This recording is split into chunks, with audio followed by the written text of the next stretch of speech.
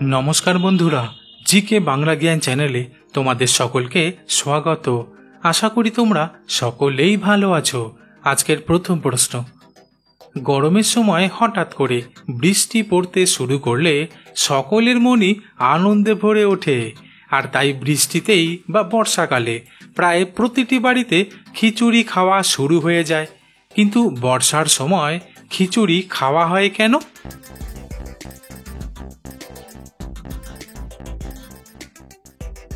উত্তরটি হলো, আসলে আগেকার সময়ে গ্রামাঞ্চলে বর্ষার সময় চারপাশ জলে ভরে যেত, ফলে বাজার যাওয়া সম্ভব হয়ে উঠত না। তাই ঘরে থাকা উপাদান দিয়েই, বিশেষ করে চাল আর ডাল দিয়েই সহজে কিছু রান্না করা হতো, যা খিচুড়ি নামেই পরিচিত। তবে বিশেষজ্ঞরা বলছেন খিচুড়ি একটি গুরুপাক খাবার, তাই বৃষ্টিতে ঠান্ডা আবহাওয়ায় খিচুড়ি খাওয়ার চল শুরু হয়। তাছাড়া বৃষ্টির সময় জলবাহিত রোগের প্রকোপ বাড়ে, আর গরম খিচুড়ি এই সব রোগের মোকাবিলা করতে পারে। তাই বর্ষার সময় খিচুড়ি খাওয়া হয়। পরের প্রশ্ন, কোন পদ্ধতি ব্যবহার করে রেফারিরা ফুটবল বিশ্বকাপে খুব দ্রুত অফ সাইডের সিদ্ধান্তে পৌঁছাতে পারেন?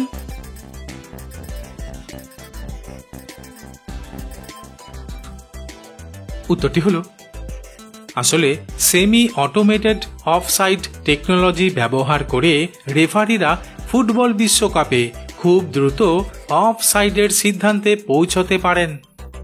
পরের প্রশ্ন, বৃষ্টি আসার আগে অথবা বৃষ্টির সময় কালো মেঘে ঢাকা আকাশে যখন বিদ্যুৎ চমকাতে শুরু করে, তখন তার বিকট গর্জনে সবাই ভয় পেয়ে যায়। কিন্তু বৃষ্টির সময় বজ্রপাত হয় কেন?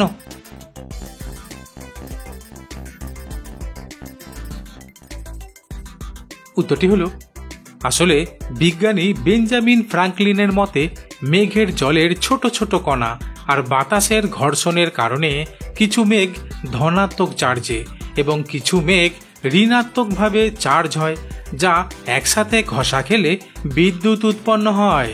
আর এই বিদ্যুৎ লাখ লাখ ভোল্টের হয়ে থাকে। তবে কখনো কখনো এই বিদ্যুৎ এত বেশি উৎপন্ন হয় যে তা পৃথিবীতেই আছড়ে পড়ে, যাকে বজ্রপাত বলা হয়। তাই ঝড় বৃষ্টির সময় বজ্রপাত হয়।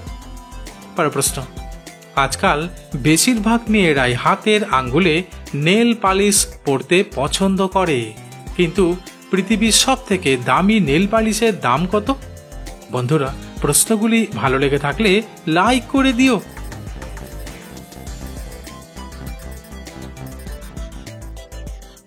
উত্তরটি হলো, আসলে পৃথিবীর সব থেকে দামি নেল পালিশের দাম ভারতীয় মুদ্রায় প্রায় 1.78 কোটি টাকা। পরের প্রশ্ন, আম, জাম, পেয়ারা, আপেল এই সমস্ত বিভিন্ন প্রকারের ফল আমরা প্রতিনিয়ত খেয়ে থাকি, যা আমাদের শরীরের জন্য প্রচণ্ড উপকারী। কিন্তু পৃথিবীর সবচাইতে শক্তিশালী ফল কাকে বলা হয়?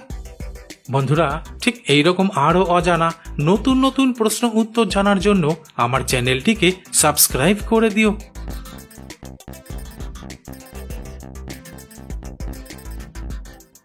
উত্তরটি হলো, অবাক লাগলেও আসলে পৃথিবীর সবচাইতে শক্তিশালী ফল বলা হয় স্নেক ফ্রুটকে, যা মূলত সুমাত্রা এবং জাভাতে চাষ করা হয়।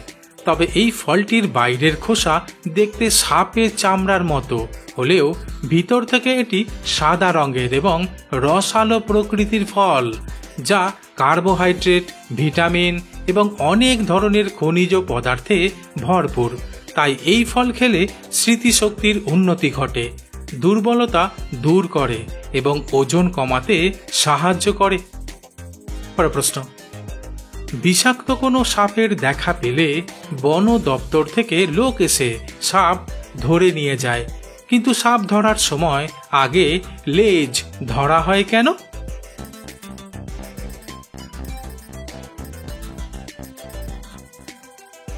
উত্তরটি হলো, আসলে সাপের মাথা থেকে লেজের কাছাকাছি অংশ পর্যন্ত হাড় থাকে, কিন্তু লেজের শেষ অংশে কোনো হাড় থাকে না।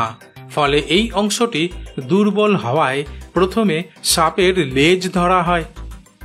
পরের প্রশ্ন, শরীরকে পুনরায় কর্মক্ষম করে তোলার জন্য সর্বোত্তম উপায় হলো ঘুম। কারণ ঘুম ভালো হলে শারীরিক এবং মানসিক চাপকে দূর করা যায়।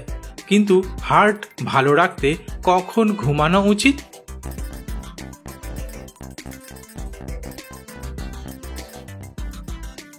উত্তরটি হলো, আসলে সম্প্রতি কয়েকটি গবেষণায় প্রকাশিত হয়েছে রাত 10টা থেকে রাত 11:30 মধ্যে ঘুমানো আমাদের হার্টের স্বাস্থ্য ভালো রাখার জন্য সেরা সময়।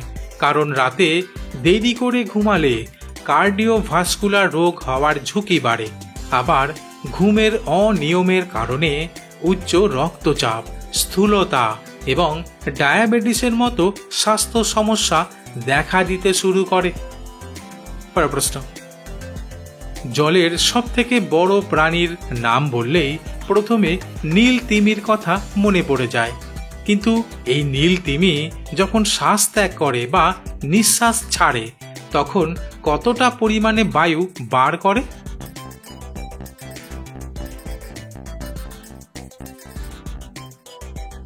উত্তরটি হলো, আসলে এক রিসার্চের তথ্য থেকে জানা যায় নীল তিমি যখন নিঃশ্বাস ছাড়ে তখন যে পরিমাণে বাতাস নির্গত হয় তা থেকে প্রায় 2000টি বেলুন ফুলানো যেতে পারে। পরের প্রশ্ন, সাপ হলো এমনই এক প্রাণী যাকে পৃথিবীর বিষাক্ত প্রাণী হিসেবে বিবেচনা করা হয়, যা পৃথিবীর সমস্ত প্রান্তেই দেখতে পাওয়া যায়। কিন্তু ভারতের কোন রাজ্যে সাপ নেই?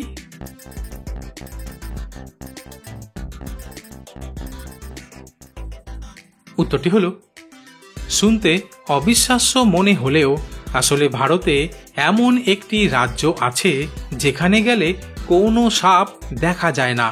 আর এই রাজ্যটির নাম হলো লাক্ষাদ্বীপ, যা ভারতের কেন্দ্রশাসিত অঞ্চল। তবে জানা যায় 36টি দ্বীপ রয়েছে লাক্ষাদ্বীপে, যার 10টিতেই শুধুমাত্র মানুষ বাস করে। কিন্তু এখানে কোনো সাপ না থাকার কারণে রাজ্যটি সাপমুক্ত রাজ্যের মর্যাদা পেয়েছে। পরের প্রশ্ন, একটি ছোট্ট টুকরো আদা কি মিশিয়ে প্রতিদিন খেলে পুরুষের শক্তি এক ধাক্কায় বেড়ে উঠবে?